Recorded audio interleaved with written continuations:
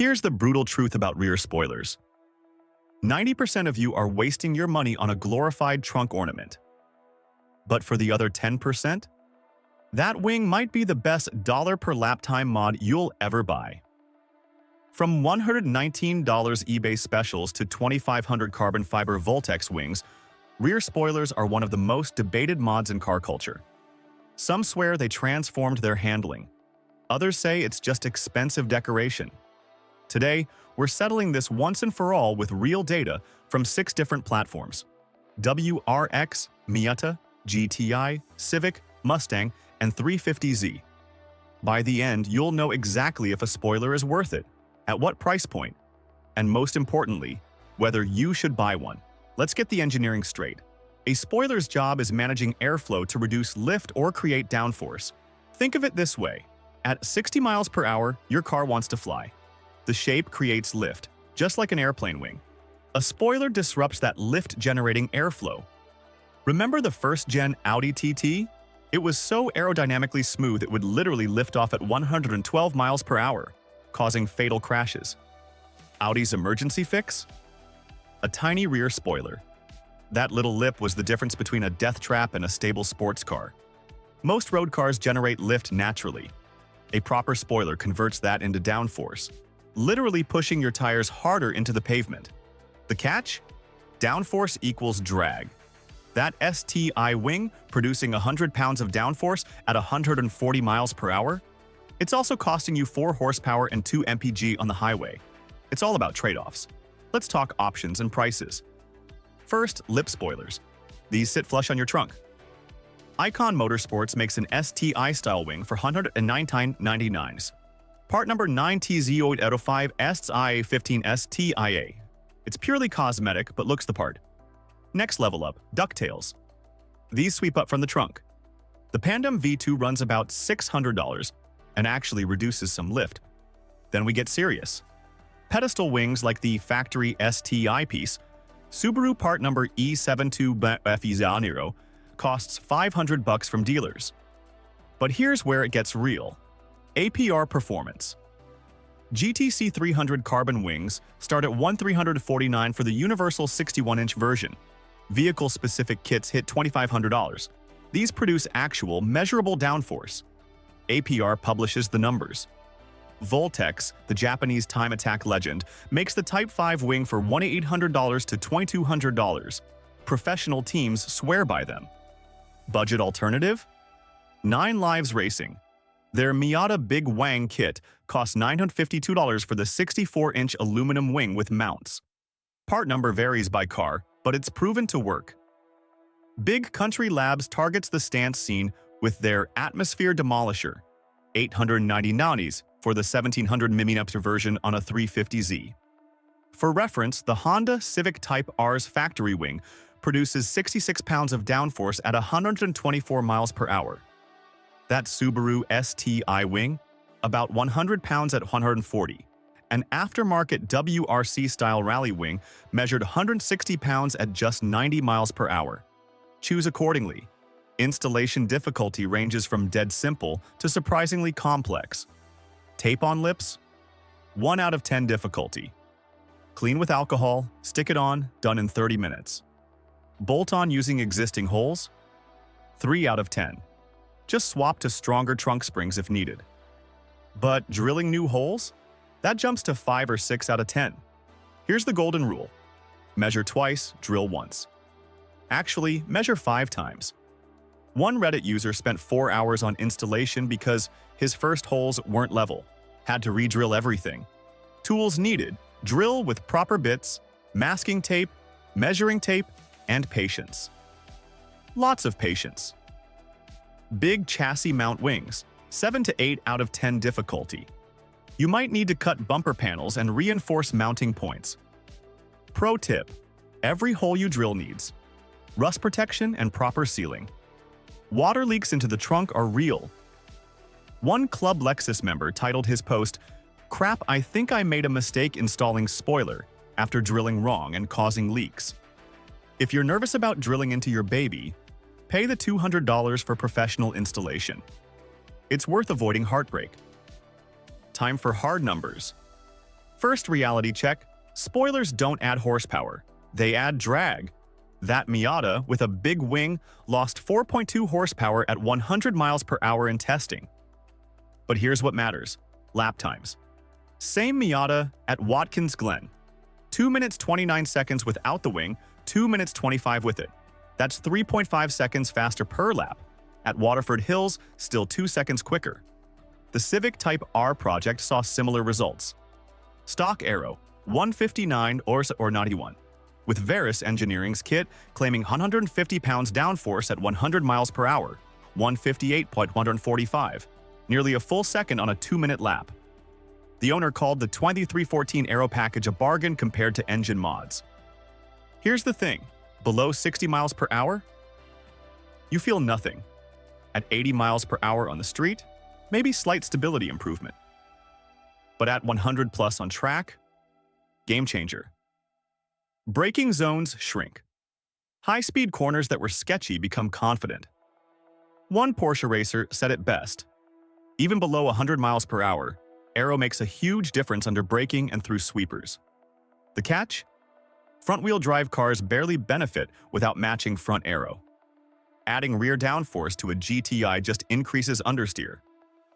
And straight-line acceleration? You're slower, top speed? Definitely lower. It's not free performance, it's targeted performance. Platform matters massively. Take the WRX STI. That factory wing isn't just for show. It generates 100 pounds downforce at 140 miles per hour. On a WRX, it helps reduce the car's natural understeer at speed. But cops definitely notice it more. One Reddit user warned, "Cops don't not notice a WRX with a big wang." The Miata? Being so light, aero effects are amplified. 9 Lives Racing Wing transformed high-speed corners. Could take them 10 miles per hour faster. But without front aero, induced understeer. Balance is critical. Front-wheel drive hot hatches like the GTI? Mostly pointless. You're adding rear grip where the driven wheels aren't. The Type R is an exception. Honda engineered it as a complete package. Stock, it's zero lift, not high downforce. Ford Mustangs benefit more. The GT350R wing adds several hundred pounds downforce at 150 miles per hour when paired with a splitter. Heavy car, big power, rear-wheel drive, perfect candidate. The 350Z sits in the middle. Nismo wings look aggressive, but one owner in NASA time trials said it added maybe 5 pounds downforce plus weight and drag. Not worth the classification penalty. Each platform has its sweet spot. Light cars feel small changes more. Heavy, powerful cars need bigger aero to notice. Front drivers need careful balance. All-wheel drive falls somewhere between. Living with a spoiler daily brings surprises. First, noise. Some wings whistle at 70 miles per hour. Others create a deep whoosh at highway speeds.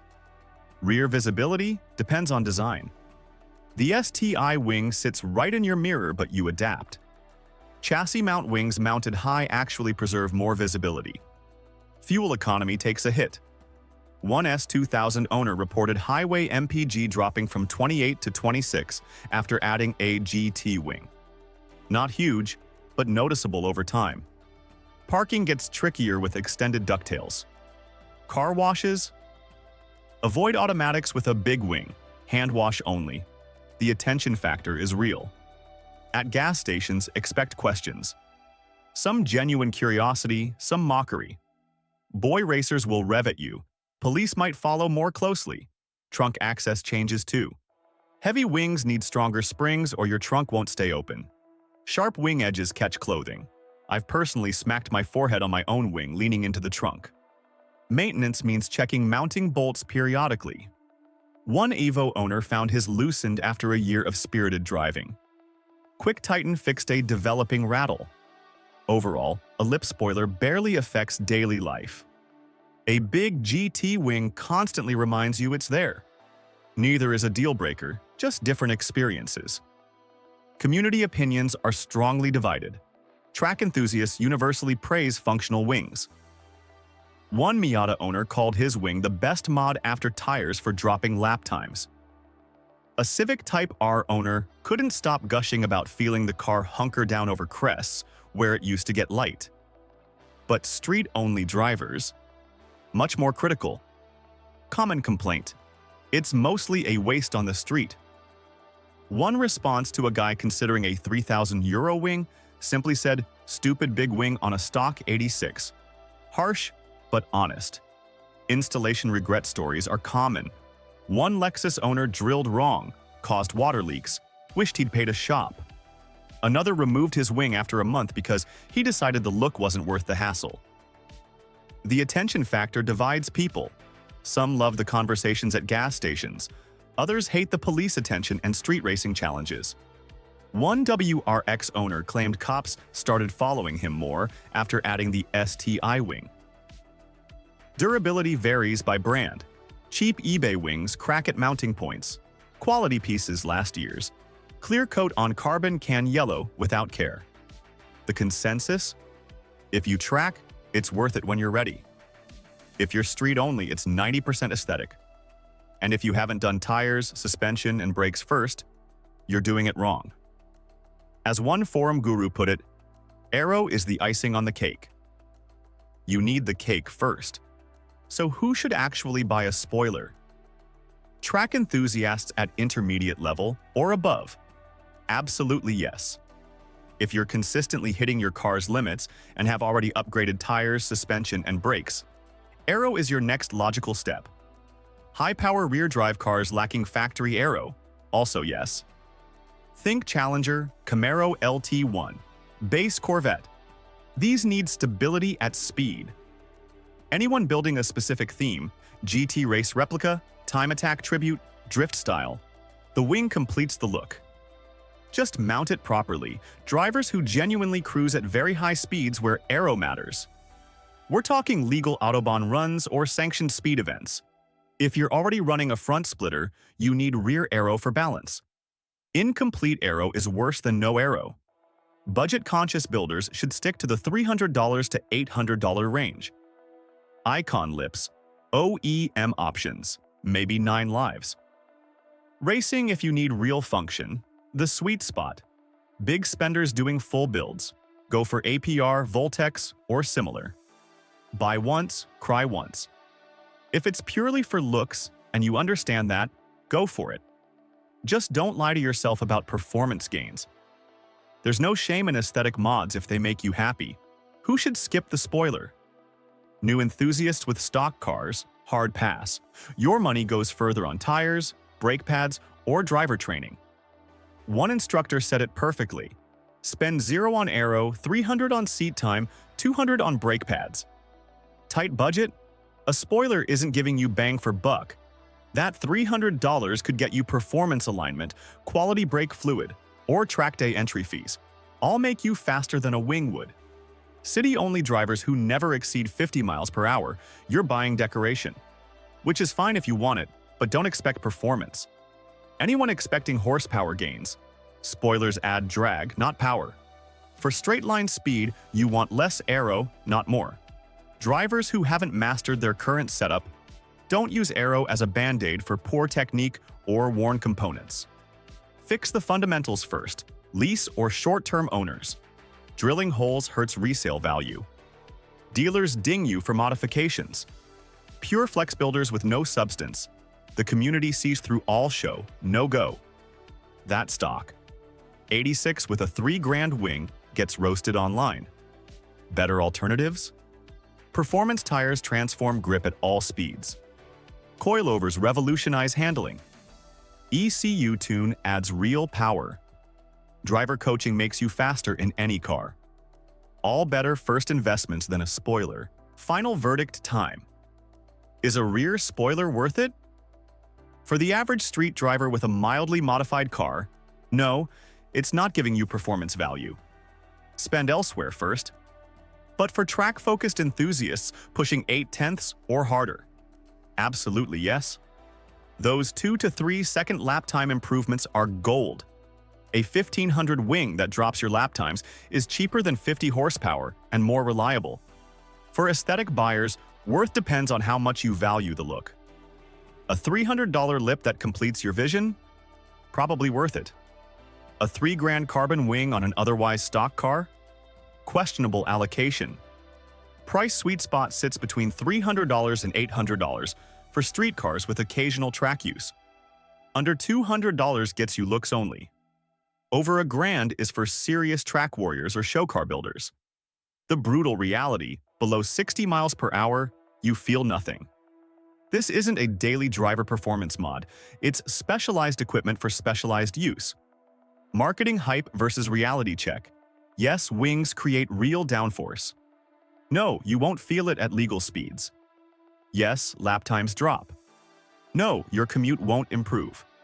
Our recommendation: be honest about your use case. Track monster Civic chasing every 10th? Buy the wing. Daily driver seeking style? Modest spoiler works. New to modding? Save your money for now. A rear spoiler is either functional performance equipment, expensive jewelry, or both. Choose based on reality, not fantasy. For committed enthusiasts with the right goals, absolutely worth it. For everyone else, probably not yet. So there's your answer. Rear spoilers are simultaneously the most overhyped and underrated mod in the car world. Overhyped for street cars, underrated for track builds. Now you know exactly where you fall. Drop a comment with your spoiler experience. Hero or zero. And if you're ready to complete your build with wheels that match your new Aero, check out threepiece.us. Subscribe for more brutal honesty about car mods. Next week, we're testing whether aftermarket exhausts actually add power or just noise.